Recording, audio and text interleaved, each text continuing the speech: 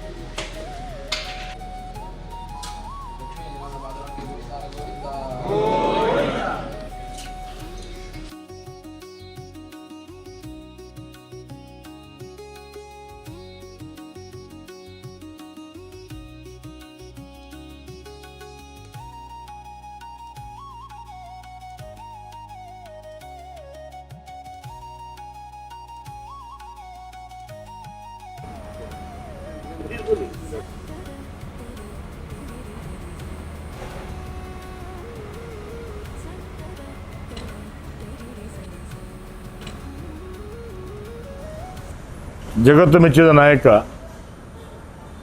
ಮತ್ತು ಬಹುಶಃ ಒಂದು ದಾಖಲೆಯನ್ನು ಬರೆದಂಥ ಸನ್ಮಾನ್ಯ ನರೇಂದ್ರ ಮೋದಿಯವರು, ಆ ನಿಟ್ಟಿನಲ್ಲಿ ಅವರಿಗೆ ಭಗವಂತ ಇನ್ನಷ್ಟು ಚೈತನ್ಯವನ್ನು, ಆರೋಗ್ಯವನ್ನು, ಆಯುಷ್ಯವನ್ನು ಭಗವಂತ ಕೊಡಬೇಕು ಎನ್ನುವಂಥ ಒಂದು ಪ್ರಾರ್ಥನೆಯೊಂದಿಗೆ ಇವತ್ತು ಈ ದೇಶದ ಎಲ್ಲ ಕಡೆ ನಮ್ಮ ಕಾರ್ಯಕರ್ತರು ಸಂಭ್ರಮವನ್ನು ಪಡ್ತಾರೆ. ಜೊತೆಗೆ ಅವರ ಉತ್ಕೃಷ್ಟ ಬದುಕಿಗೋಸ್ಕರ ಈ ದೇಶ ಉಳಿಬೇಕು, ದೇಶದ ಮುಂದಿನ ಜನಾಂಗ ಉಳಿಬೇಕಂತಕ್ಕಂಥ ಕಳಕಳಿ ಇಟ್ಕೊಂಡು ಈ ದೇಶದ ಎಲ್ಲ ಕಡೆ ಹಲವಾರು ದೇವಸ್ಥಾನಗಳಲ್ಲಿ ಪೂಜೆ ಪುರಸ್ಕಾರ, ಅದೇ ರೀತಿ ಕಾಪು ಮಂಡಲದಲ್ಲಿ ಕೂಡ ಎಲ್ಲರೂ ಸೇರಿ ಒಂದು ಸಾಮೂಹಿಕ ಪ್ರಾರ್ಥನೆಯನ್ನು ಮಾಡಿದ್ದೀವಿ.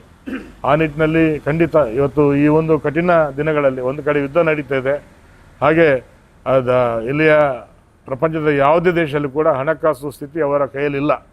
ಆದರೆ ನಮ್ಮಲ್ಲಿ 140 ಕೋಟಿ ಜನಸಂಖ್ಯೆ ಇರ್ತಕ್ಕಂಥ ದೇಶದಲ್ಲಿ ಕೂಡ ಅದನ್ನು ಒಂದು ತಹಬಂದಿ ತರುವಂಥದ್ದು ಭಾಳ ದೊಡ್ಡ ಸವಾಲಿನ ಕೆಲಸ ಅಂತ ಭಾವಿಸ್ತೇನೆ.